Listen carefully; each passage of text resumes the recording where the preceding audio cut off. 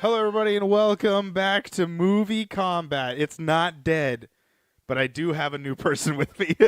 Ladies and gentlemen, joining me is Nate the Great himself. Yep, I'm still here. Yeah. This is you're gonna join me on this magical journey through Movie Combat Season 2, which is what, Nate? Star Wars. It is Star Wars. This is one of your favorite movie franchises of all time, would you say? Yeah, it's probably the favorite. The favorite Yep. Overall of the movies Yep, and whatnot. yep. So the way we're watching this, obviously you can see that the first episode has to do with the Phantom Menace. So we're watching these in timeline order, and we're watching every movie that was released in theaters. Is that how we're doing that? I think so. Minus the Clone Wars So animated. no animated series. Yeah, no. Minus the Clone Wars animated movie too. Yeah. So why don't you give us a rundown of what movies we will be watching this season for Season 2 of Movie Combat? So it's all the mainline episodes. So the prequels, episodes 1, 2, and 3, and then the original trilogy 4, 5, and 6, and then the sequel trilogy 7, 8, 9. Yeah, my numbers almost got screwed up And there. also And Solo and Rogue One. and Solo and Rogue Yeah, One. yeah. So we're gonna go 1, 2, 3. I believe Solo, Yes. then Rogue One, then 4, 5, 6, Yep. 7, 8, 9. Right. That is how the timeline's gonna work so far. We don't have time to go too far into depth of information because we are shortening the length of the episodes now, as you can hopefully see by the end of this episode. So we're gonna jump right into it. This is Star Wars Episode 1, The Phantom Menace. We have a different kind of format, but more or less kind of the same. We're just going to talk about some of the highlights that we saw in the movie. Naboo is the first thing we get introduced in is Naboo. Right.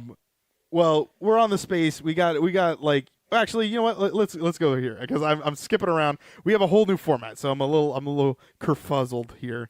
It's all about that blockade, man. It is. But before that, we have an opening crawl. I have some statistics as we kind of go through our whole talk Okay. of things. The opening crawl is 1 minute and 18 seconds and 65 milliseconds long, roughly.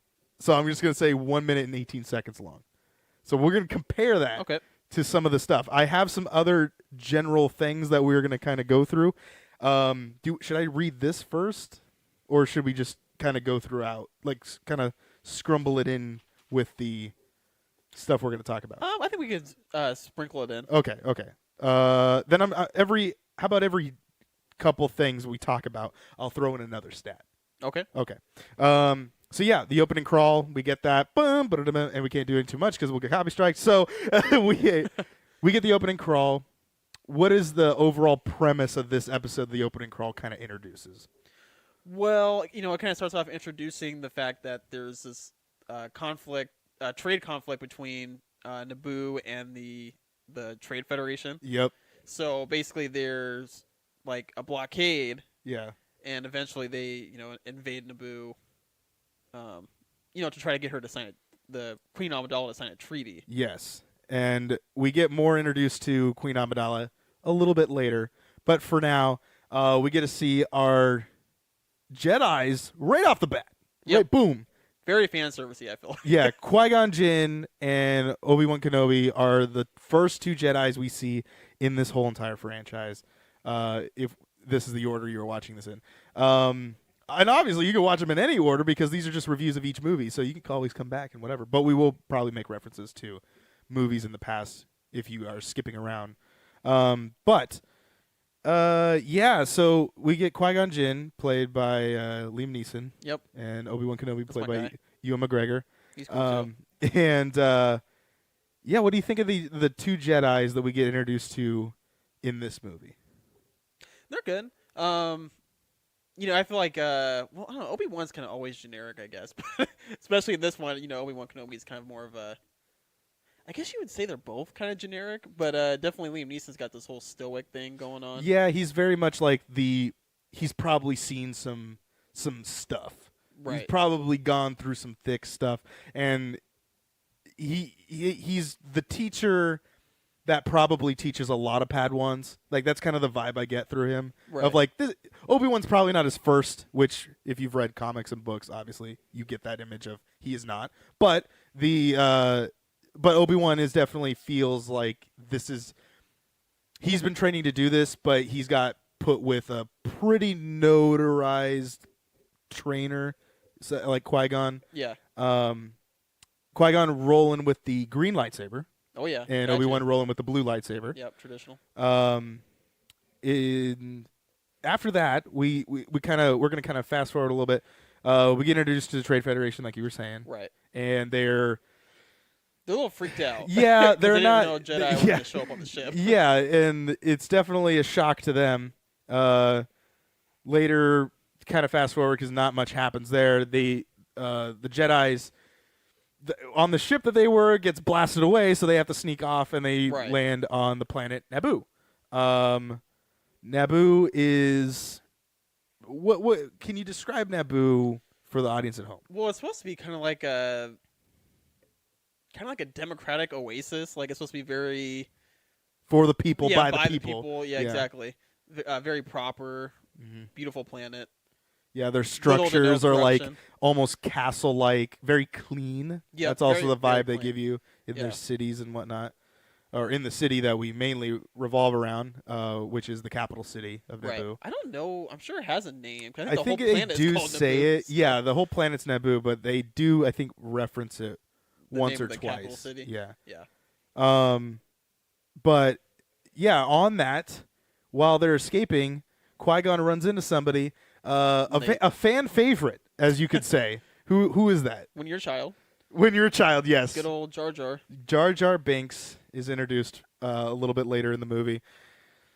This guy, man, I remember having him on my pillowcase, and I thought it was the coolest thing ever. Yeah, he And was dope as a kid. And now, he's not really that. He's not for the adults though. No, he's not. Because his humor is not.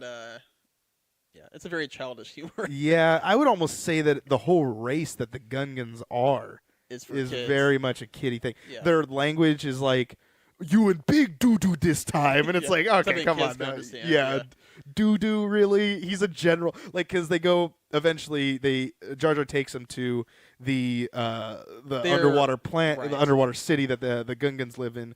That And lake. yeah, exactly. The lake that's like 7,000 fathoms down. Yeah, but it's really weird that they I don't know. It's like their references and stuff like that. Their language isn't as thought out as probably the Naboo are, which might be a creative choice that George thought. Because to they're do. honestly still pretty advanced. But it Yeah, makes to live the race underwater. seem a little bit less intelligent. The Yeah. way they talk. Yeah. But it's a PG movie, so It is a PG movie, which was a tradition that the Star Wars films were PG. It wasn't until Revenge of the Sith when they started jumping to PG-13. right. But yeah, Figure. it definitely seems like the violence that are in it is not very violent. It's Yeah. more of a cartoon violence at best. Right, or lightsabers clashing. Yeah. Yeah, it's very interesting. Very interesting. Later on, what else happens after the? Well, so I guess we already went through that. So they were in the forest, and then Jar Yeah. Jar takes them to the underwater city. It Yeah, does have the a name. It Gungans. is in there. Yeah, the Yeah. Gungan lair. yeah. Meets Boss Nass. Is that what his name is? Is that his The name? head Yeah. honcho guy. Yeah. That's how we remember him. Well, after that, remember they borrow the ship. and They then do they- after that, because apparently Jar Jar has been like removed from the crew. their society. He's Yeah, kind of like an outcast. Yeah, he's the outcast, but we don't really know what happens. He does explain it, Like in one statement. but it's very gibberish and terribly said that it's almost ununderstandable unless you have like subtitles. Right. But apparently he's just a big goof. Yeah. That's what they kind of He- like. He implies. he screws up a lot. Yeah, So which we kind of see later on in Yeah. the movie. But you didn't talk about your Jedi mind tricks. oh yeah. Well, I was gonna get to a couple more in there, but we can Okay. we can do that.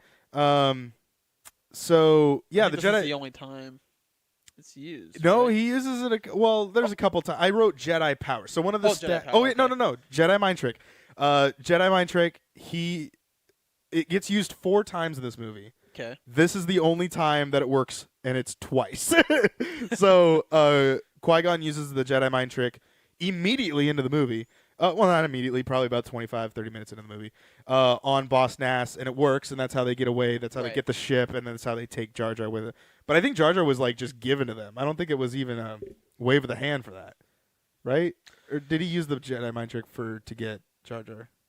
I feel like he did, but maybe it was part of the first request. Yeah, that's It's probably like true. An add-on. So yeah, the other 2 times will come in later in the movie, and we'll talk about that later. But they don't work. So Yeah. Jedi mind definitely. trick gets used 4 times in this movie total, and it's used twice in this scene alone, and it works twice in this scene. So obviously the other 2 times it fails.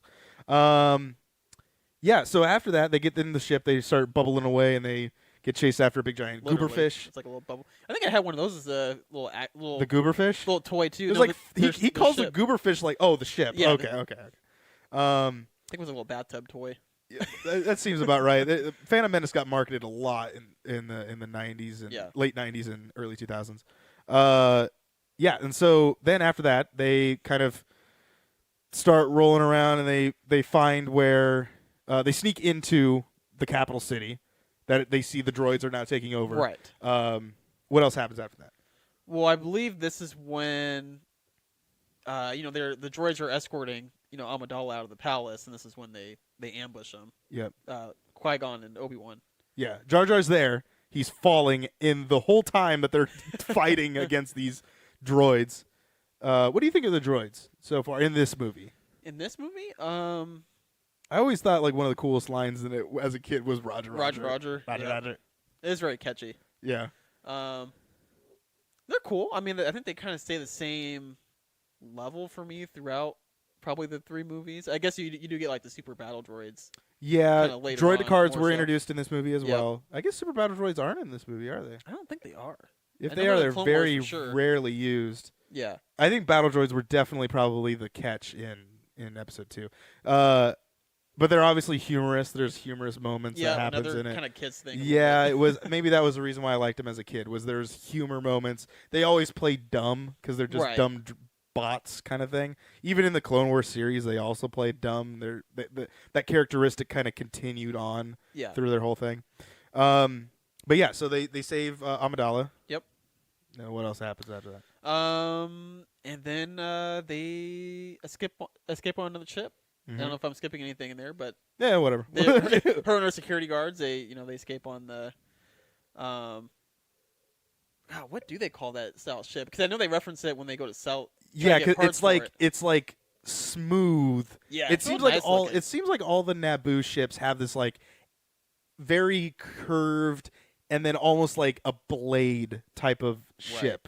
Like even the ships that they fly later in the movie, Yeah, the they're yellow ones. I little don't know. starfighters. Yeah, it's really weird. I don't know the names of those. They're on like the cover of Episode 1 game cart for the Nintendo 64. You fly those a lot. Yeah, But that is an design over interesting- function. Yeah, exactly. It's like silver. It's like pure silver. Yeah, This is also when we get one of our space battles. There's literally 2 space battles in this whole movie. This is one of them, and they don't even retaliate. They're just they escaping want this to try whole to get through time. the blockade. Yep. But we get introduced to a main character through the whole saga. Who is that? R2D2. Yep. Coming in clutch as usual. We have a category that also is called R2 Comes in Clutch. He only does this once in this movie, but this is the movie that he does it in that introduces him as one of these major players of the saga. But go ahead and tell us what happens in that. Well, they have to. Their ship gets damaged from the fire they're taking, and so they send out multiple astromech droids to try to fix it. And of course, I believe there's 4 of them total. Yeah, they all get blown Yeah, away. 3 of them get blown away pretty quickly, and R2 is the one to save the day. Yeah. What is this droid's name? Exactly. They have to read it. R2, D2. Yeah, so they fly away. They escape the blockade that's happening. And they land on our second planet. There are only 3 planets in this movie. But our second planet Tatooine. Yep. Anchor of the whole saga, I feel like, at this point. Exactly. Nothing ever happens on Tatooine, though. Right. This is where they start off at. And end at, I guess. Yeah. And periodically return to. Right. Yeah, that's true. So, how do we get kicked off? Why are we even landing here on Tatooine? Well, I believe they don't have, the ship is not capable of getting back to Coruscant. Yeah, because it So doesn't they have gotta make hyperdrive. Right. They got to make a pit stop Yeah. at Tatooine. Yeah, and which see if is they get just parts a for it. little bit of ways from Naboo, apparently, is what they say. Yeah. Because they didn't lightspeed out of there. They actually just flew away, which was even Right. funnier. Yeah, and so they land on Tatooine, and they have to go search for a nearby town. So Jar Jar, R2, and Qui-Gon are going to leave, but then they get stopped because someone else is going to join them on this. Yep. And who are we joining the party here? Our fourth member. Good old Padme. Yep. Natalie Portman. Natalie Portman. Yeah, I wouldn't say at her best, but she's there. But, So you think at this time, Obi-Wan and Qui-Gon knew that she was not that a is a handmaid? thing. There is a rumor that we'll talk about later towards the end of the movie where Qui-Gon and Obi-Wan look at each other and Yeah. they nod to each other about who she actually is, and there's theory that they look like they knew the whole time, Right. Because they're Jedi, but Jedi don't read minds. Do the Jedi read minds? Not to my knowledge. So it's Many like force powers we have no. yeah, but there might have been surprise. giveaways that Qui-Gon may have saw. That's why, like, when we get later on into Tatooine, and they meet Anakin Skywalker, who's this little boy that works for Watto. Hey, Annie! favorite. And find out that Annie is a slave to Watto, and apparently his mom is along with that too. But there's references that Qui-Gon will kind of be snarky to Padme that kind of imply that he's waiting for her to say, like, whoa, well, I'm actually, but he kind of knows, like, who she actually is, but is choosing not to say. She wants He wants her to reveal it. yeah, but is choosing not to. But yeah, so we kind of go into town. We meet this little boy named Anakin Skywalker, some rough-haired kid that's like Just maybe helping around 10. the shop. He's just helping around, not to his free I will. was gonna say yeah. But Not willfully helping out. yeah. Then we also get our second attempt of Jedi mind tricks or third attempt, but he tries it twice, so this is 2 more times. Qui-Gon tries to use the Jedi mind trick on Watto, and Watto says, like, yeah, like, what are you, some kind of Jedi? Jedi mind tricks don't work on whatever his race is. Exactly. So, but yeah, They so don't take Republic credits. no, they don't take Republic credits, which is why they have to find another. Which is so weird about this movie. It literally started off as this like embargo. Then they go and get stranded on this planet, and the only way they can leave is by figuring out some sort of way to earn money on a random godforsaken planet. Yep. Sounds like a movie. Like, it's so much of a weird Star Wars movie, though. It's like they now it's like almost like a video game where they like, here, your first journey is to go and help out the queen. Oh, but you saved the queen, but now you're stranded on this thing, so now go do some more side quest stuff. Exactly. Build your currency. Unlock the next level. And it's really weird of how they I George think- wrote it all. I think most of the Star Wars movies, they always have that little side quest in the middle. Yeah, we'll see. We'll see what happens there. I guess this is the first time that I've kind of like, I have my personal opinions about them in general, but now like dissecting them is a little bit different than just like saying, oh yeah, this is how I feel about the movie. Right. We then get, Anakin starts talking about how like, oh yeah, well, I can help you out because we can join the pod racing. Right. And like, I could be a pod racer. Then they ask him later on of like, well, where are you gonna get the pod? And he goes, well, I've been building one this whole time. And then It's his little hobby. yeah, that's his like side thing he does. And it turns out he's never raced it. It just magically started working. Like, it just now starts working.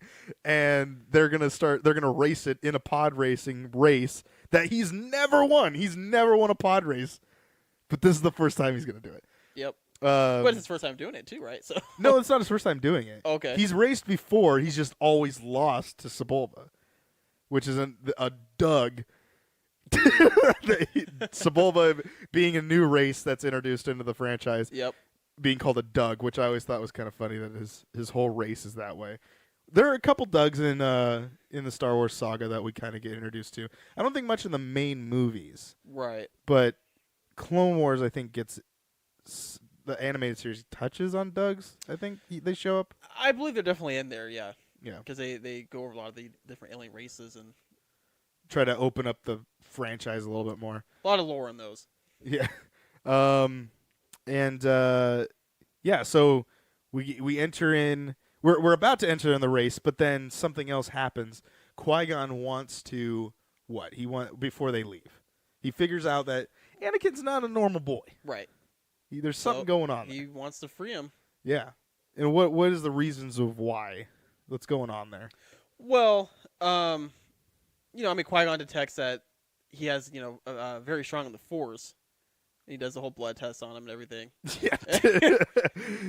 Mentions to Smee how if this system was in the Republic, Yeah.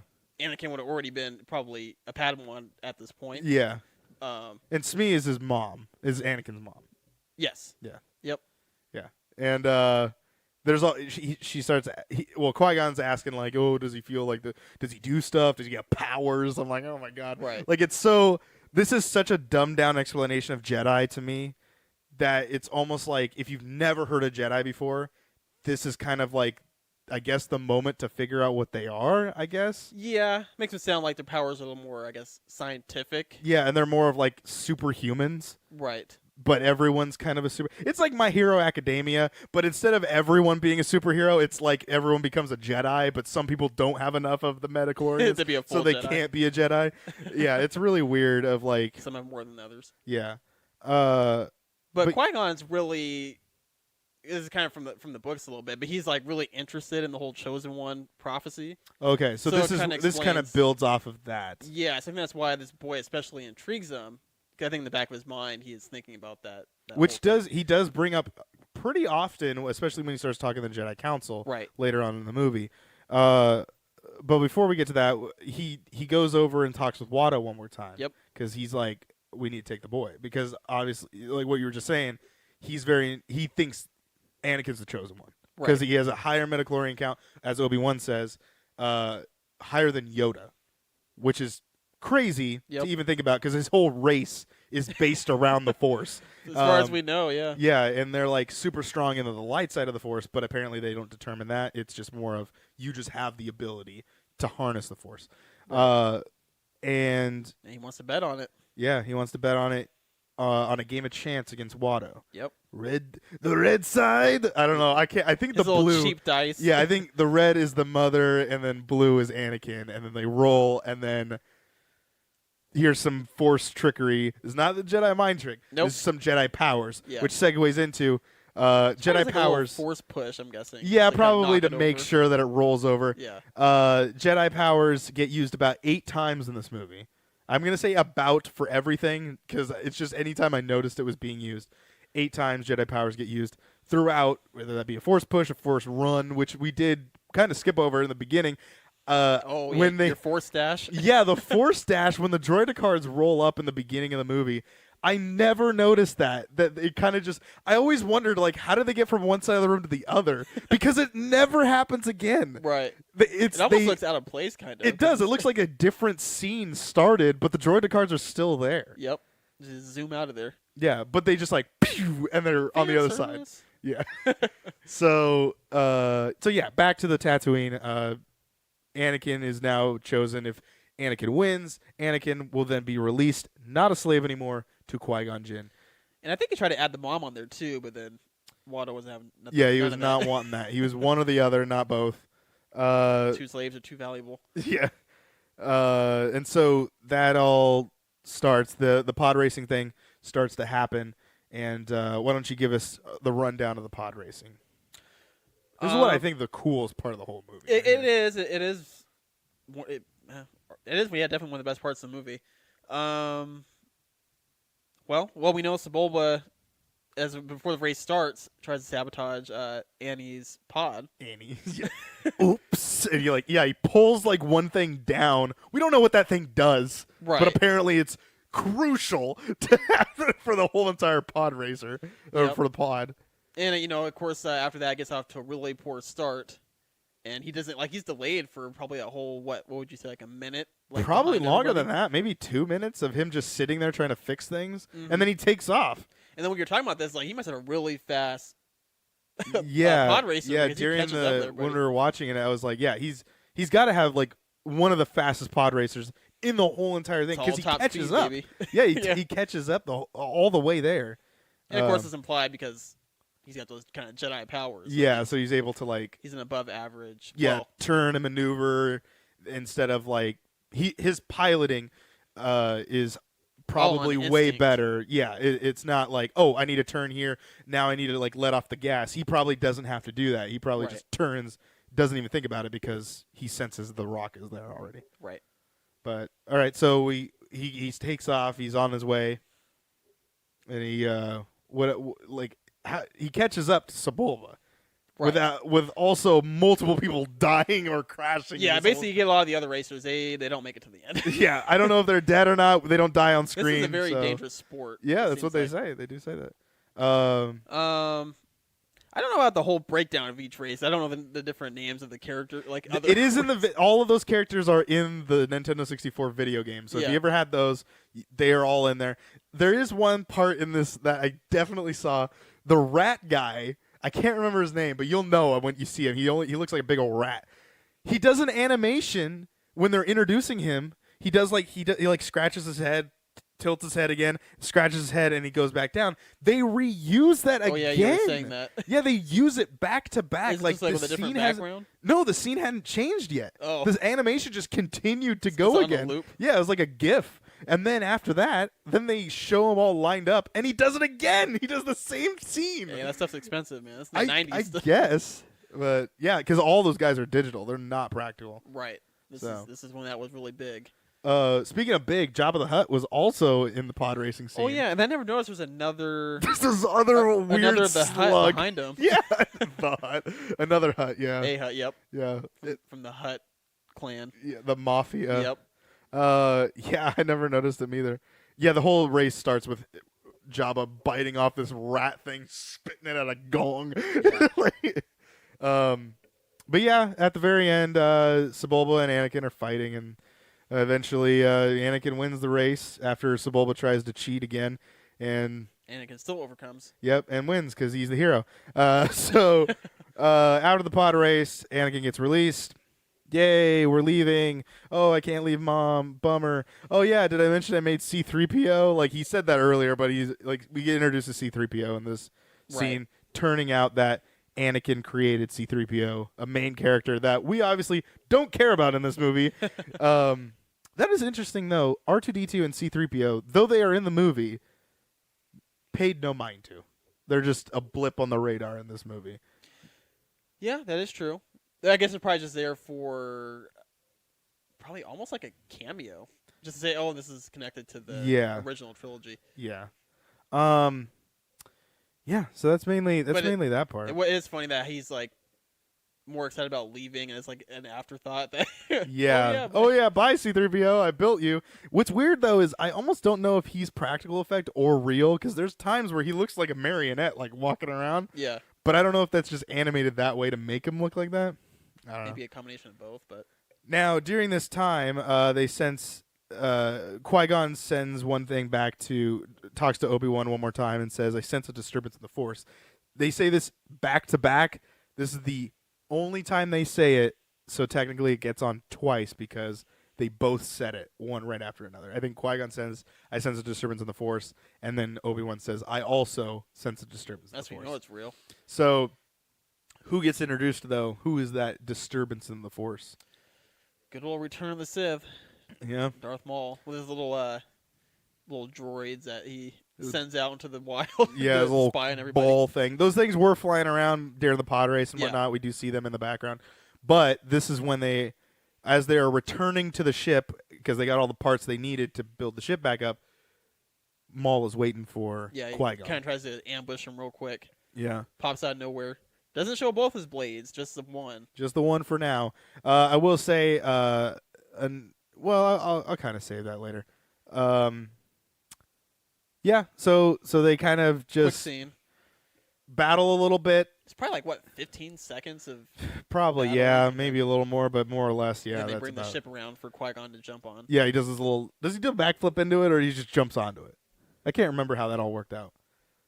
I think he just gets on the ship.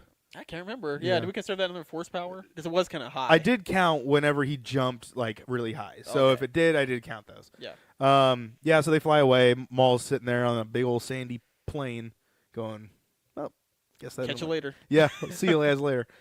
Yeah. So then they're back in space and heading to Coruscant. Yep, on Coruscant. And what's so special about Coruscant? Why is this planet so great? Well, it is the capital planet of the Republic.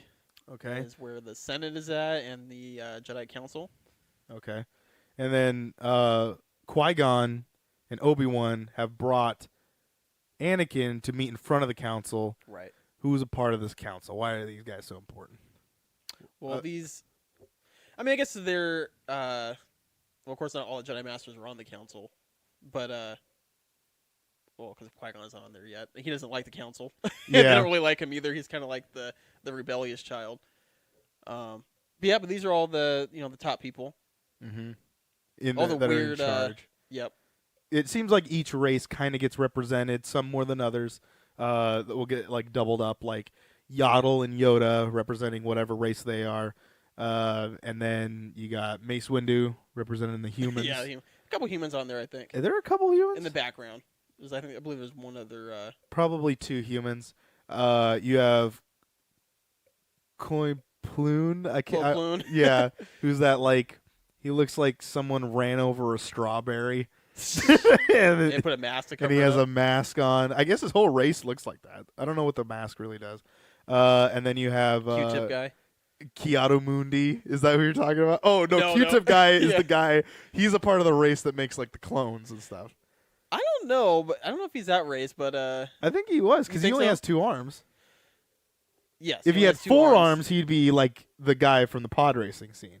Right. But I don't think they're the same race. I think they're two different Okay. different races there. When his head sticks over the camera shot. Yeah, they actually have a Robot Chicken episode where they talk about how he like they always make fun of him, so they always have him do stuff Oh where my they're gosh. like, "Who's ready for lunch?" And then Yoda's like, he goes, "Whatever your name is." Like he says his name and he goes, "Should buy lunch." And then he goes, "Okay, fine. I got it last week, but that's fine." And he like he leaves later on in the episode. He comes back Yeah. and everyone's dead because it was like Order 66. Oh my God. And he's like, "Oh," he goes, "Oh no, everyone I know is dead." And he goes, "Wait, one last thing." And he starts sitting in each spot, and he goes, "Talk weird, I do." Master Yoda, and Oh, then brother. never let him do. Yeah. So anyway, that's It all. is kind of funny because he's not really a main character. No, he's just always like in the background. Every shot of the council. He is. Well, that's the other thing is like there's so many weird characters that are sitting on the council that we really don't get introduced to. Nope. They're just kind of there. Right. A little bit in Clone Wars, you see some of them in action. Yeah. But yeah, in the movies, you don't really see most of them until they die. Well, most people don't even know Yaddle exists. Just Like only in this one. yeah, with like the Mandalorian around, it really kind of puts into perspective of like we don't know who that race is. Right. We don't know what Yoda's race is. That's why everyone calls Baby Yoda Baby Yoda, Right. even though he's known as the child in the credits. Yep. It's really weird. So it makes it a good plot. Yeah, I guess so. Moving on, they talk. They meet. Blah blah blah. But side story or story side B. Oh, and Palpatine gets Yeah, introduced. Palpatine gets introduced. He's a senator. at this time. He's Senator Palpatine gets introduced, and he's talking with Queen Amidala about how we need to help because he's from Naboo too. Right. So he's like, hey, let me help you. We got to get these guys out of here, and blah blah blah, and this and that. But then Queen Amidala throws this wild card out there during the whole big meeting in front of ET's race too, because they're in the bottom corner during a scene. So I don't know. That is pretty funny. You'll go find them in there. A little callback for George Lucas to Steven Spielberg. But what does Queen Amidala say, and why do you think she said that? You talking about when she's speaking in front of the? She's speaking in the front Senate? of the council. Yeah, the Senate. Yeah. Yeah. Well, they're trying to get the, Palpatine convinces her to essentially try to oust the existing chancellor for inaction. Yep. And that basically he's incompetent at his position, so they try to get him. Saying that She about calls for a the vote. current chancellor. Yes. And so he says that Valorum, to, I think is his name. yeah, to Padme, or no, not Padme. Says that to Queen Amidala. Yeah, whoever the handmaid is, that's Amidala at the time. Yeah, and so after that all goes into effect, yeah, she goes, "Peace out. I'm going back to Naboo. See you, suckers." Yeah, she only goes there to get that guy removed. That's pretty much. really the whole thing. The whole thing that we get on Naboo, and who knows how long this timeline is Padme's whole story is she just talks about the Senate, talks with Palpatine, says, "Hey, you should be the one running in charge." Oh yeah, things are going bad on my planet. See you guys later. Anakin's side of the story is Qui-Gon's like, "We need to train this boy," but then Yoda says, "What? Your favorite line of all of the Star Wars movies?"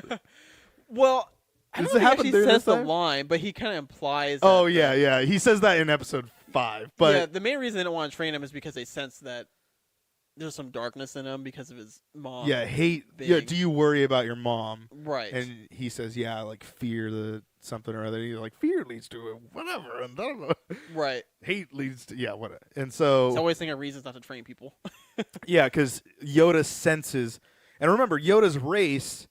I don't know if you remember, but like in lore of Yoda is his whole race is all about the light side of the Force. So much so they don't even know about the dark side. They don't even lean towards They that, don't mess with that or stuff. tempted with it.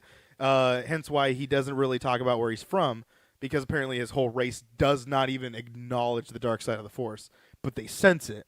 So that's why Yoda is like, "Hey, I feel this in you. You need to fix that. If you have too much of that, you could be, you're a ticking time bomb essentially. Yeah, and it's kind of risky that you don't want to train somebody that could potentially. Be have this that ticking in 'em. time bomb. Yeah. Cause it was actually Mace Windu this time that did the age thing on him. Yeah. It says he's too old and blah Yeah. blah blah. Qui-Gon's very pissed off about this. They leave. Mace And Windu always pissing people off. yeah, they all leave. They go back to Naboo. And how does this all happen? They all leave to Naboo, right? In separate or together? Well, I believe the you talking about like with Queen Amidala? Yeah. I believe they leave separately. Okay. And then so after that all happens, where are we at here? Naboo, they're there. Oh, then they try to so they all go there. They talk with the Gungans. They have to Right. go find the Gungans. Yep. Find them in the woods. They're all Because hiding they're there. trying to get their assistance. Yeah, and they get them all. Yep. Hey, you're coming to our side. We're gonna work together. Humans and Naboo and Gungans are gonna work together. Right. Because we're all Naboo. And so that's how that all works out. They plan this whole attack. Bippity boppity boo. They Amidala reveals that she's Padme, which I kind of let go. But Because Padme, that was the only way to convince the Gungans that they were kind of trustworthy. yeah, that there was something maybe not being told, and by revealing that Padme is Queen Amidala, therefore allowing them in the inner circle, which is then the callback to what we were talking about earlier in the movie when Obi-Wan and Qui-Gon look at each other. A lot of people think they have like a bet going They about exchanged some credits. yeah, on- like hey, I knew that about time, or like oh dang, I lost a bet, sort of Yep. response to each other.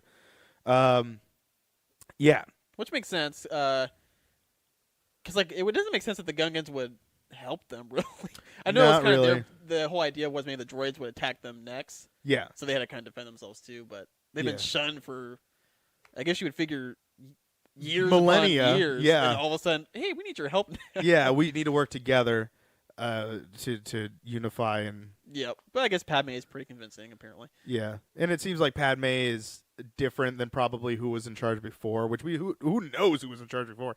But yeah, as you're saying, the handmaidens are the ones that are actually interchange. You were Right. telling me a little bit of information about the handmaidens and Padme. Yeah, so apparently, from how far I am in listening to the audiobook between Phantom Menace and Do you know what the name of that book is? shoot, I don't know off the top of my head. Okay, but anyway, yeah. Yeah. But apparently, yeah, all those handmaids they're essentially ready to go. They're supposed to kind of look like her.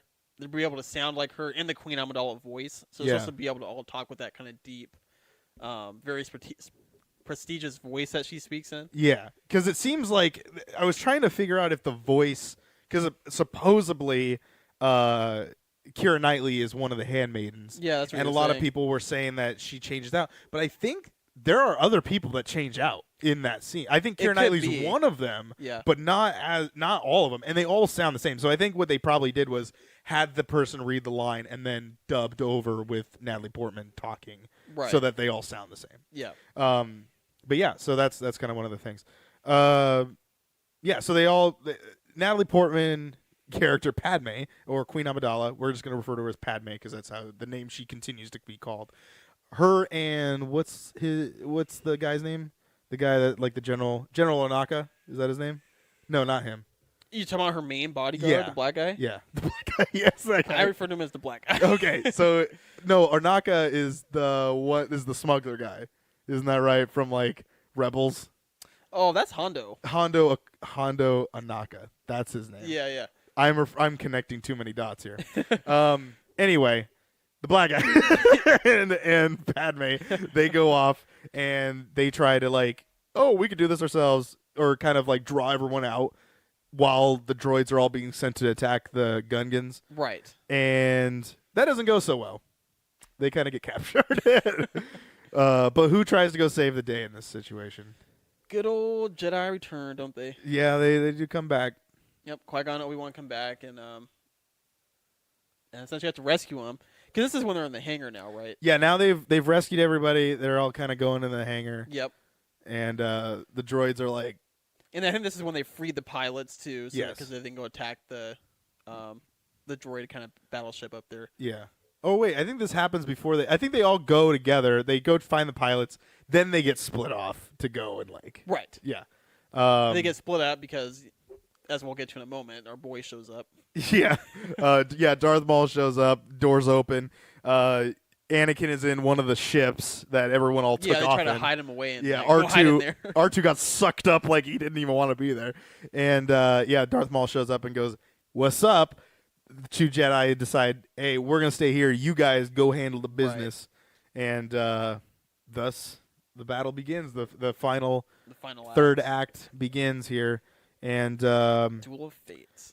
so Darth Maul shows up. They do some Jedi stuff. Then we cut back. Let's talk about the Gungan fight very quickly because this Yeah. happens pretty fast. As a kid, I loved periodically. this battle scene. I always thought it was really cool. It is very With their- cool. With their little shield.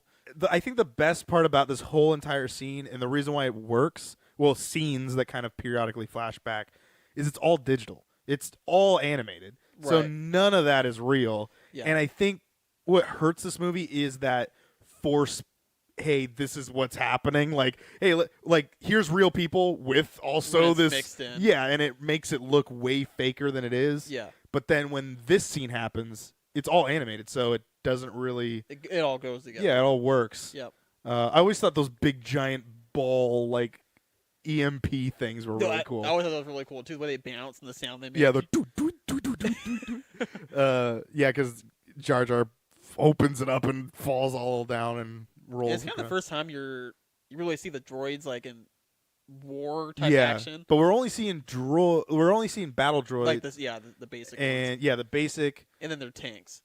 the tanks, and I think droid cards. I think those show up too, but that's about it. There's Yeah. just 2 droids and tanks, Right. and the carrier, whatever. Yep. Um, Deploys them.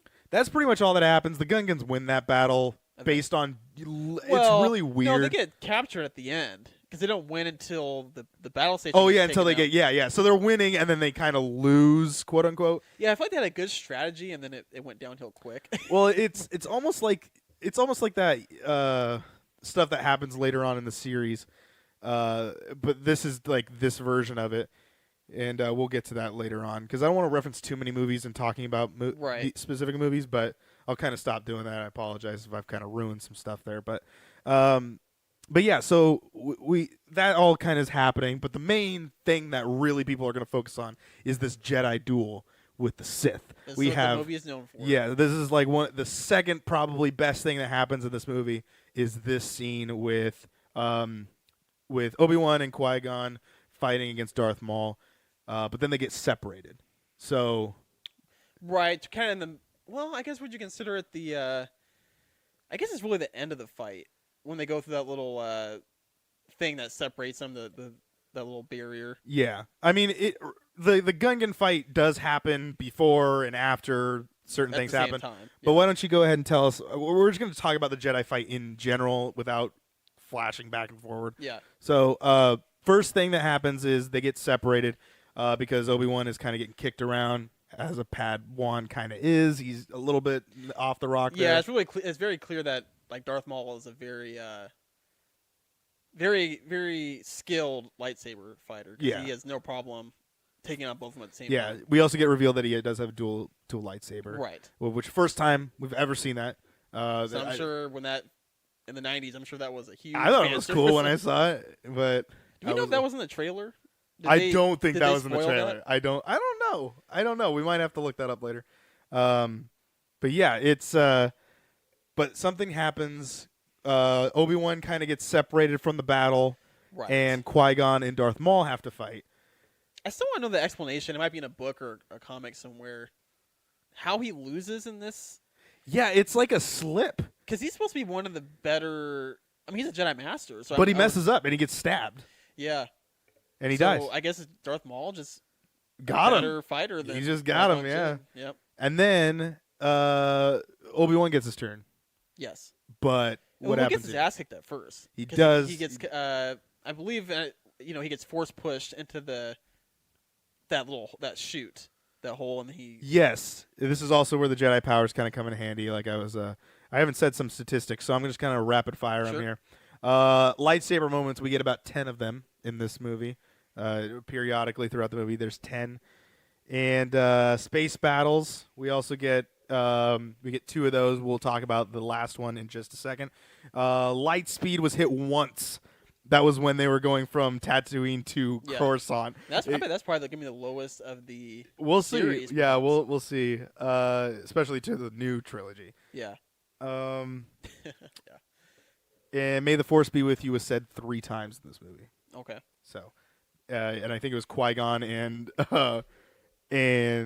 Obi-Wan saying it to one another, and then I think Mace Windu said it when they all When they're left. going back to Yeah. Naboo. So, but anyway, back to the lightsaber. Yes, Obi-Wan is hanging. Yeah. Just he's by a holding on to thread. that little thing that's sticking out, whatever it is. I always wondered why Maul was like slashing, like. Well, I think he's trying to kind of taunt him, Yeah, like or hey, maybe also fall. trying to get him to fall because Yeah. like the sparks from it. But then he flies out. Yep. Obi-Wan gets real clutch. Yeah, and then what happens to Darth Maul? Well, you would think he's dead. Well, Just it was a completely- little off on that, but yes, he gets he completely cut in dies. half. Yeah, he gets cut in half. Real clutch move. Yeah, that was definitely probably his moment of being Padawan to a semi like Jedi. A full Jedi Knight. yeah, Yeah. he'd probably be. This is when the Sith they get their arrogance because the best of them. He got too confident probably. Yeah, yeah. He didn't even see that coming. No, that's what's really weird. Is like Darth Maul does go out pretty fast, kind of as fast as we saw him, because he doesn't really get that many lines, and then he just kind of dies. He just is gone. Yep, one of those Star Wars kind of just cool looking characters, but it's kind of a one off Yeah, yeah. until he's reintroduced. And then let's talk about the ship battle. That's kind of the end of the Jedi battle there. Anakin is flying around using his, this is pod racing Yeah, sort of thing. Jedi skills. Yeah, he's using what he's learned as a pod racer in the space battle, and they all he joins this flight team, and they just blow up a ship. They blow Yeah. up the embargo ship. And it's kind of a cool scene because they're like, "Whoa, who did that?" It's Yeah, like this little there's kid. also a robot chicken thing of that of where he's like, "Yeah, this is pod racing," Oh my and then everyone's like, does anybody hear a girl on the comm channel? Yeah, I hear this girl," making fun of like when you play like Xbox Live Right. and you listen and you hear a little boy on. Yeah, so and then Anakin gets so defeated, he's like, "Oh," but yeah, that's pretty funny. Yeah, And and shuts down all the droids. shuts down all the droids. That was the thing that was connecting him to like I guess the server for all those droids. Might be another category we need because I feel like a lot of Star Wars movies there's like one thing That gets that's, blown up. Yep. Yeah, we might have to do that. So in this movie, this giant ship gets blown up. That's the big Yep. thing in this movie. And yeah, that's pretty much it. They save the whole entire planet. The Naboo reigns supreme over it. Recapping everything, Chancellor Palpatine is now in charge, and thanks to Padme's wise words, hopefully that will never be something that bites her in the ass. And then Palpatine's real convincing. yeah, he's very convincing. It's almost like he has some sort of trick with people. They burn Qui-Gon Jinn's body in front of all the Naboo. They all celebrate like, "Hey, yeah, everything's over." End of the saga. Yeah. And yeah, Anakin he gets the eye from Padme, and like it's kind of weird because she's like, how did we total it up? She's like 8 years older than he is. I think that's what we came So to. Yeah. based on their natural age, Natalie Portman is I think 8 years older than the guy who plays And you Anakin's said, the I kid. believe you said she was 18. Yeah, in this 18 in the film. movie, so that means he was 10, Yeah. and they were flirting already. That's just really weird. That's almost like that's a senior. Setting it up. Yeah, that's like a senior being attractive to a fifth grader, which is really weird to me. Yeah. But yeah, so that happens, and It is almost set up like you would. This would have been the last. Like potentially could have been the last movie. Yes. Like, it's Yeah, a it big, is huge celebration. big old celebration. Like the war is over. Like Exactly. this is all. There was never a war. It was just a conflict. It all ended. Yep. The bad guys are dead. Obi-Wan then talks with Yoda about how like I'm going to take over and I'm going to be teaching Anakin, and that's pretty much it. Yep. Yoda says fine, but he's going to be a disaster. But go ahead, do it. And then Obi-Wan's response is like, Qui-Gon wanted to do it. I'm going to do it now. Yep. And that's pretty much. And we're on to the next one. Yeah. So roll credits. More or less, that's the movie. And I guess we head into one of our other segments here called the IMDb Corner. We don't have another name for it. We didn't change the name. But IMDb is where we get all these information things from, so I'm just going to read it off of Check out that. your bibliography. Yeah. Yeah. And then, so we're only going to do 4 things now. We have kind of a set thing. I'm going to read one. Nate will read one. I'll read one. And then you will read one again, depending on what we get for our third one. The first thing is my favorite part of IMDb Corner is taglines.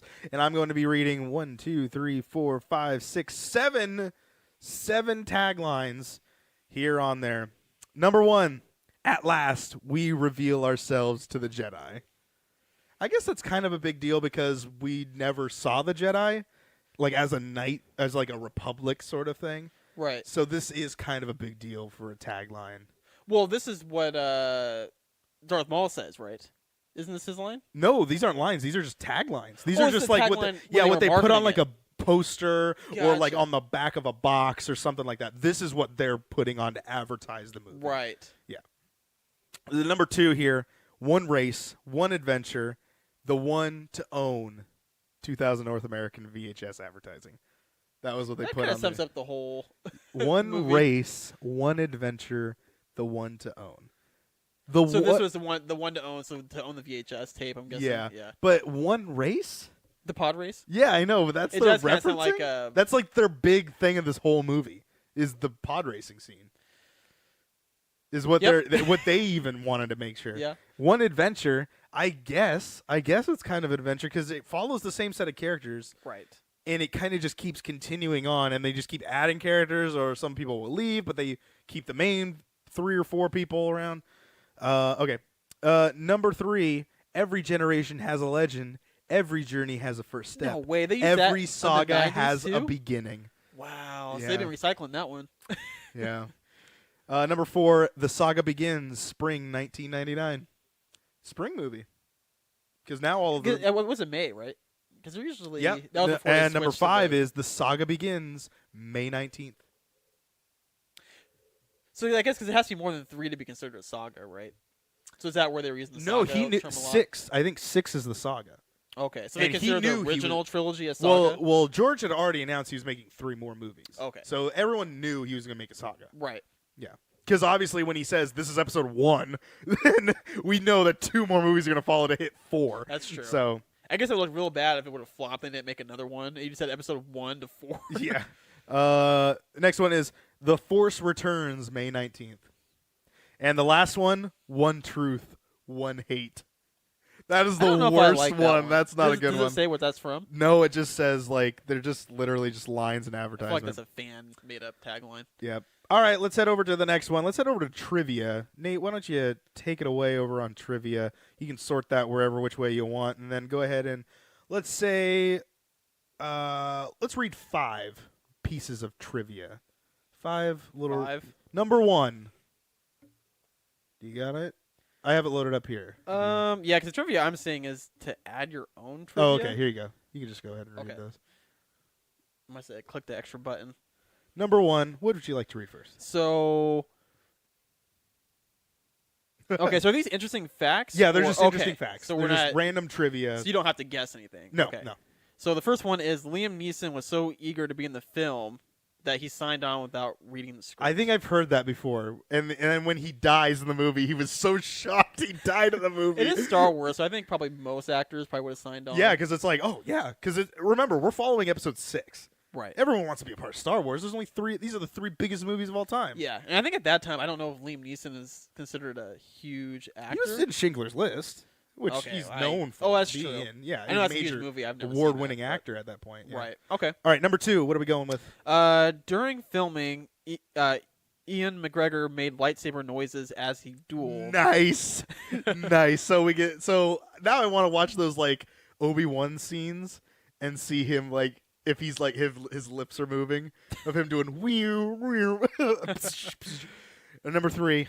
Well, that was only part of it. Oh, So okay, it's- okay. George Lucas explained many times that this would be added in the special effects people, added in by the special effects people later on. Nice. Ewan said, "I kept getting carried away." That's awesome. At least he was enjoying what he was doing. Yep. All right, number 3. What do we got? Natalie Portman's voice was digitally enhanced Oh, to distinguish between Padme and Queen Amidala. interesting. Okay, So I guess your thing was kind of correct then. yeah, but now we got to look back at the movie and try to figure out which one is Padme's voice and Queen Amidala's voice, because Queen Amidala has a different tweak to it. So maybe they But tweaked the rest of it, hers yeah. to sound like the other ladies. Yes. Maybe the other lady had it more on point. Yeah. All right, number 4.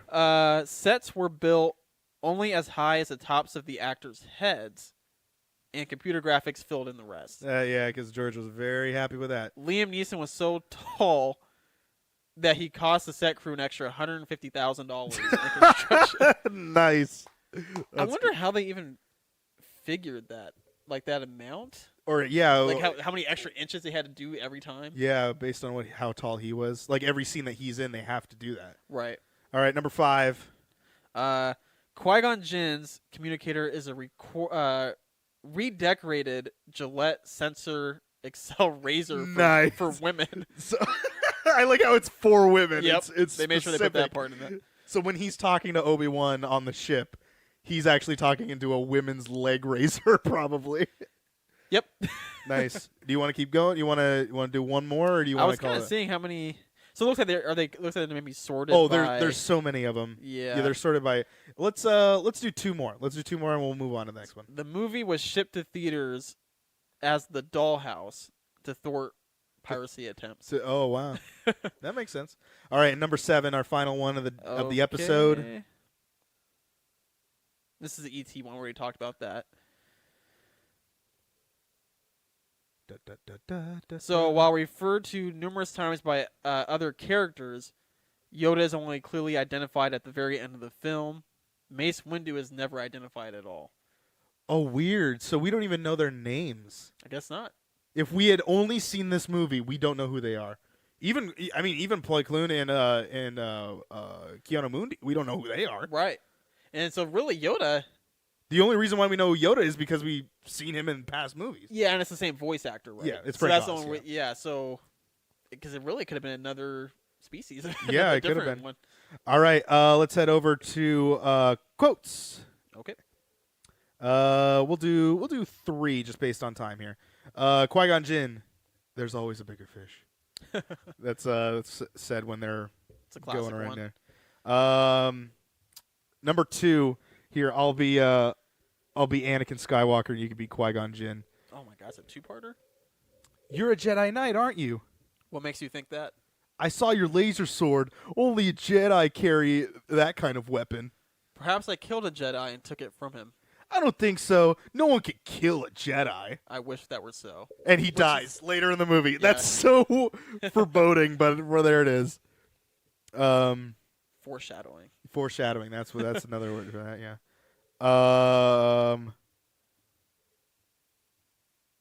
Okay. Here we go. I'll be Yoda. You could be Anakin Jesus, again. even longer one. Oh, this is now you'll I'm know. Anakin? You'll know this one. Yeah, you're Anakin. How feel you? Cold, sir. Afraid you are. No, sir. See through you, we can. Oh, there's Mace Oh, Windu. no. You got to get your Mace Windu voice. Be mindful of your feelings. That wasn't a black Oh, voice. Keanu Moon. Keanu Mooney has. Your thoughts dwell on your mother. I miss her. Afraid to lose her, I think. What has that got to do with anything? Everything. Fear Oh, is no. the path to the dark side.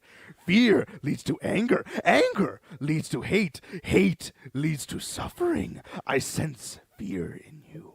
There you go. That's I why feel I like that wanted needs to to read be that. like on the light side holocron. that you get Yeah, from Disney. I'm sure there's from from Disneyland Yep. when you buy the green one. We'll see. Let's head over to our last thing here in the IMDb corner. We're gonna head over into tech specs.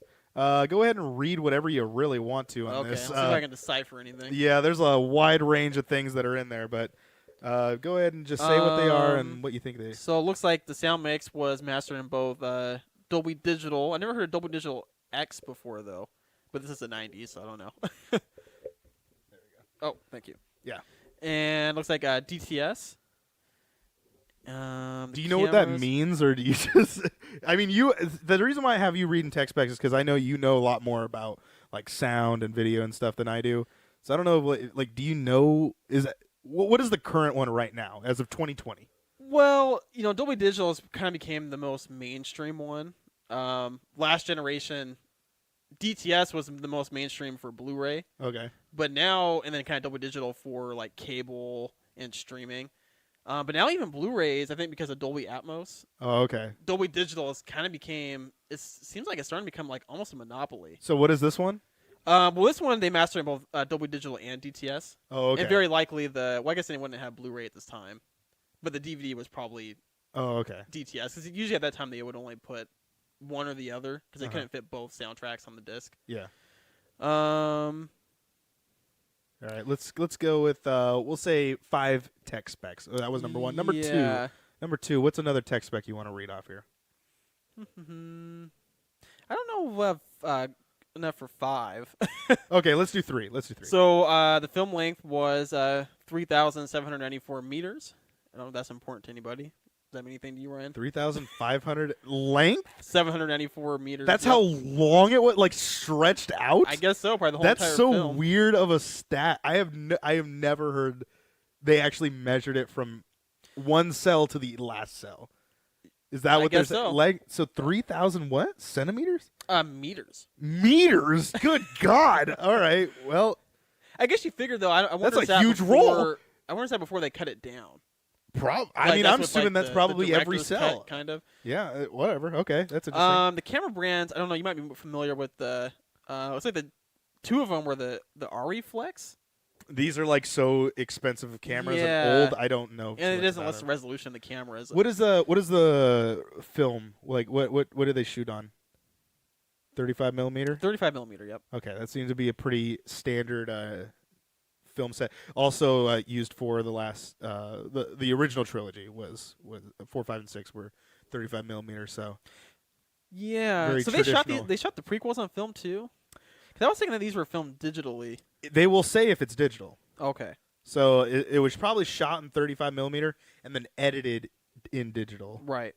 So you So- got 2 Ariflex cameras and 1 Sony. Okay. Okay. Looks like it was printed at Deluxe Hollywood Oh, okay. and Rank Films Laboratories in Denham, UK, which is probably where their set is at. Yeah, I would think. I'm pretty sure George shot a lot of this in the UK. That was where he shot 4, 5, and 6. So Yeah. um, Which is probably why a lot of the actors have the British accent. Yep. Traditionally shot over there. And that's probably it from my standpoint, unless you want to get something else off of there. No. We can move on. Let's head over to the final review. Nate, go ahead. Or do you want me to go first? Do you want to go? Why don't you go ahead and go first? Okay, so the way that we do this, Nate, since this is kind of your first time doing it, what we do is we kind of describe what we liked, what we didn't like, and then we give our final answer about that. And then you will go ahead and do that. And then in the next episode, you will go first, and then I will go second. So that way we don't always influence one another. Right. Um, I can't always undercut your score. yeah. So Be the good guy or the bad guy. yeah. Yeah, exactly. That's how it's always going to be. I don't have my pen for whatever reason. Again? I lost. You need like one of those little, what do they call them, pocket protectors? Yeah, I threw it across the room. Here's the thing about this movie. And the interesting thing about this whole entire thing that we're going to be doing, like I had mentioned earlier in the episode, is we have seen these, or we may have said this before also, so I may be confusing what. Regardless, we have seen these movies several times, more than I've probably seen episode 1, maybe more than like 5 or 6 times. I wouldn't say I've seen that many times fully, but I probably definitely watched it, several times. This is also including like it's on in the background, or I'm Exactly, doing yeah. something, and I'll just have Star Wars on. Nevertheless, I've seen this movie several times, and even as a kid, you know what? Maybe I've seen it even more times than 5 Yeah, that's or what I 6 remember. times. Yeah, I mean, when you were a kid, you might have watched it on VHS on loop. Yeah, and it just ran the tape out. Exactly. But I've seen this movie a lot of times, and the thing about this whole entire season of Movie Combat is we're going back and we're breaking down these movies that we either love or we don't like as much as the others. But we like them all still. But we all like that. I feel like I like this movie. I don't love it because I feel that there's definitely the embargo thing. I think is I ridiculous. think it's a little too complicated the- for the story point. Well, yeah, and the thing is like where they go way too in depth of like, oh, we got to explain this whole entire embargo thing, and then they have stupid things where Jar Jar and the Naboo or the Jar Jar and the Gungans all speak like this broken down sort of. I don't know. Right. It's also they're trying to appeal to both kids and adults. Yeah, but they're doing like extreme on one side, extreme on the other, and then there's sort of some middle ground in there.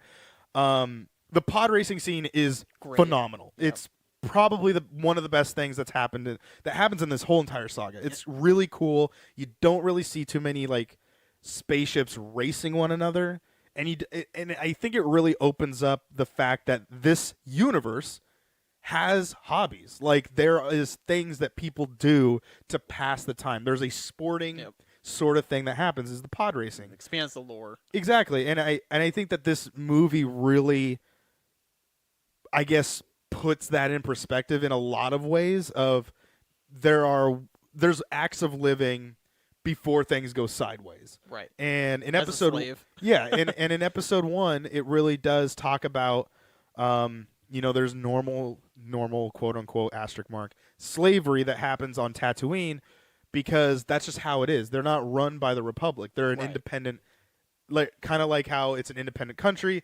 This is an independent planet. They run their own rules. They do Ruled by whatever the they Hutts, want. to my knowledge. Ruled by the Hutts. They're a part of the Outer Rim, and so it's kind of this wasteland of this Wild West sort of thing. Right. We do get some callbacks to characters that have not been introduced yet, so I have to review this movie based on what the movie introduces. R2-D2, he's just a droid. He's just kind of there. C-3PO, waste of a character, doesn't need to be in the movie. It's just a thing to implement a character that Nostalgia. we will see later on, but I got to review the movie as what it is. Yoda and Mace Windu, we have no idea who these people are. They're just kind of there, and we just know they're high authority. It is cool to see that there is like these grand wizard council that sits upon a throne, that discusses their private sort of military sort of thing, but they're not really a military. They're just a unified group of like wizards. They're peacekeepers. Yeah, and they help out around the whole entire universe, and they're very far and few between, but people know about them. Clearly, Anakin knew who they were. Right. So the bad parts about this though is there are some characters that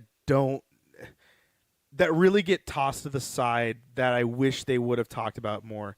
Obi-Wan barely talks in this movie. He's just kind of there. He interacts with Qui-Gon, but the movie's not about Obi-Wan. It's about Qui-Gon Jinn and Anakin Skywalker and that relationship. And then Padme is sort of like the third tier character, but she really doesn't have that much involvement, even though she's kind of putting plot forward. It's not really coming into effect in this movie. Right. She's just kind of like, she's a part of it from the very beginning, but not really forwarding things until next movie. Yeah. So yeah, I think this is definitely like, I don't know. Like I said, I think there's cool parts of the movie. If you want to get the saga, you obviously are a Star Wars fan and you own this movie. If you want to just let someone borrow the movie, I'm leaning more towards that. And I'm not going to say it's definitely, I mean, is it worthy of owning? I think it's worthy of owning. Fan, it is. Yeah, I would say it's worthy of owning for really the cool, like, machine. I think the whole thing is about machines. It's like cool spaceships, but you don't get to see too much of them, but you do get to see spaceships interacting with other spaceships. Character development is not amazing, but it's kind of around. There's sort of some character development, Just but introductory. but most of those characters don't really matter after this movie. They kind of just, they're dead. Darth Maul is like this super Sidious like sort of thing, and he dies at the end of the movie. Right. Qui-Gon Jinn is supposed to be this like all-knowing Jedi, dies at the end of the movie, and now we're left with Obi-Wan, which we didn't really get to know in this movie, and Anakin Skywalker, who we were introduced halfway through this movie, and he's supposed to play this important role, but we got introduced to him halfway into the movie, or maybe even more. Right. I'm gonna give it a solid 7. And remember, in this season, we are rating on a 100-point scale, a scale of 0 to 100, and Not bandwagoning on the IGN scale. not bandwagon on IGN scale. That they've changed it since 2020. We're gonna keep our scores to where they are. So solid 7 from me. That's a worthy. I think it's worthy of owning.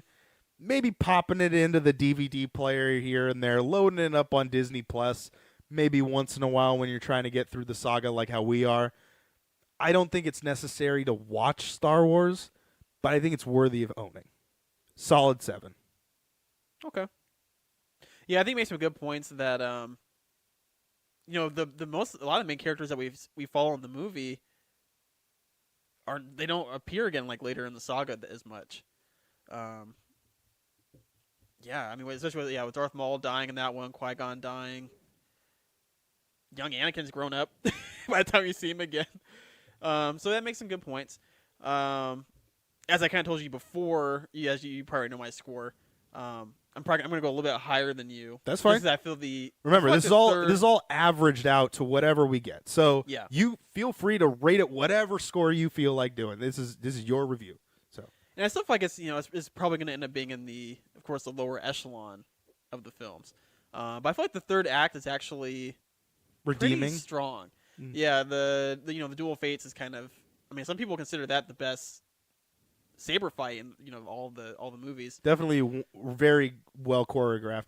Also, Darth Maul is the actor that played him is very trained in that kind of choreography. He still kind of got it too. I don't know if you've seen like the highlights. I saw him in real life. You did too? Yeah, when I was down at Disneyland, they did a Star Wars night, Mhm. and he was there. He trained all the Jedi people that use the lightsabers and Right. stuff like that. It's actually here on the channel. If you go to Ryan Adventures, the Disneyland Adventure, there's a vlog that I made here, and it's called Star Wars Night or whatever, and you can go watch that. And I actually filmed them doing that. They're all doing like he's saying like do this, and then he's like naming the moves, and they're all interacting with them. It's pretty funny. Guys, he has one set of lightsaber moves that he does. He Yeah, spins it there's behind like his he back uses and like whatnot. dark side and light side, and like combines Okay. them together so that everyone learns it. It's Yeah. kind of interesting. I didn't do it. I just filmed it. So, Is it in 4K? no, I didn't have the 4K camera at that time. I had, Test. yeah, that was on the Canon. Yeah, I think the space battle is probably on the weaker side of the saga. But I like the Gungan fight. I actually really like the scene where they have to infiltrate the palace again. When they do they go up one floor. Oh, they like And do they- like they shoot up Yep. at the same time and they get pulled up. It almost looks like they just got like they were like cut. They all got off and then they all kind of like stood down and then got pulled up just that next rung. Yep. But yeah, that is kind of It's cool. got the good nice John Williams score in the background when they're doing that. Mhm. Yeah, I think at the end of the day it's good. I don't think it's a great movie, but I think as far as the Star Wars goes, it's good. And on your scale, I think it's worthy to own. Worthy to own. So where are you leaving it? 7.5. 7.5 is Nate's score. 7.5. And then I believe that is going to be a 7.25 as the final score. We're going to get some weird numbers than we got last time. Yeah, I would imagine if you're always dividing them. Yeah. Do you round up? No. Oh, okay. So no 7.3, huh? Yeah. So let's see. Here's 7. But go ahead if you want to finish your thought or. No, I was pretty much done. Usually this one I always traditionally go back and forth with this one and episode 2, on which one is the weakest of the films. Of course, now we have Solo is a little bit on the weaker side too. But yeah, I still maintain that is it's good, and I usually actually have it above episode 2. So I guess we'll see when we watch that one next how that maintains. Well, I will tell you, 7.5 is not bad. I mean, it's definitely, for you, the final score is 7. Oh, I guess we would have to round up. So let's, so rounding it up, we will say that it is a 7.3 Okay. on our scale. There's no final decimals because that'd be making things really weird. So 7.3 is the final score of Episode 1, Phantom Menace, of Star Wars: The Phantom Menace. Sounds good. Which is, if we look back at last season, and again, these don't necessarily go up against. We might bring back Movie Combat Season 1. The winner of last season was Alien 2, Aliens was a solid 10. We're gonna see if those Star Wars films can get there. In order for a 10 to happen, both Nate Might and be I, a while. yeah, Nate and I will have to say 10 for both movies, for both ratings, in Yeah. order for a movie to get a 10. But nevertheless, Predator sat at an 8.5 for multiple weeks. That's the first place. And that was first place for multiple weeks. That probably won't happen this time. Yeah, so we'll see. We'll see what happens. 7.3, not a bad score. It's not too far off. I think the IMDb was 6.6. I can check IMDb. Let's see here. But yeah, I mean, And of course, the Star Wars fans are probably a little more biased than what the IMDb score would be, so that's why it's so a little bit IMDb gave it a 6.5. 6.5. Okay. Yes, and Metacritic is a 51. So Okay. there's that. But yeah, I think it's worthy of owning. Clearly, we have both agree it's worthy of owning. Yeah, especially as a Star Wars fan. Now, I mean, obviously, you wouldn't have that by itself. Yeah. Like, you're just a sci-fi fan, you wouldn't have the Phantom Menace. Yeah, in I'm your not, collection. you wouldn't just have Star Wars Episode 1 Exactly. sitting in its collection. But yeah, I think that's a pretty good ending spot for the first episode of Movie Combat. How do you feel so far? In this, how do you feel after your first episode's all done? Well, I'm excited that we were getting the lower ones out of the way first. Yeah, and you chose the order we were going to watch it in. Why did you want to watch it? Well, I think Because this I'm is- sure there's people at home wondering why we're watching them in timeline order. I mean, to me, it's just pretty logical. I think this is the way that it's designed to be watched, which is why they kind of purposely, numbered them in order. Why George Lucas decided? Yeah, I to do think this. I'm sure if you I don't know I want to speak for him, but I'm sure if Yeah. you asked him, he would probably say this is the way that he Interesting. would want you to watch it. Interesting. Um, Now, how do you feel about the people that prefer to watch it in 4, 5, 6, 1, and 2, then 3, the prequels, 7, the 8, 9? release order. Yeah. Yeah, I don't know. I think if you've already seen Star Wars, it makes more sense to go in canon order.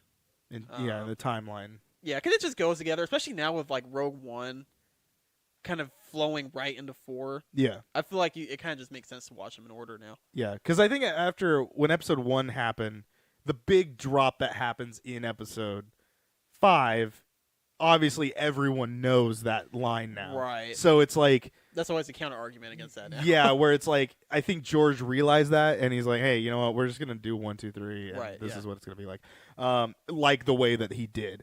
But yeah, so where we're gonna leave off is Anakin is gonna get trained by Obi-Wan Kenobi.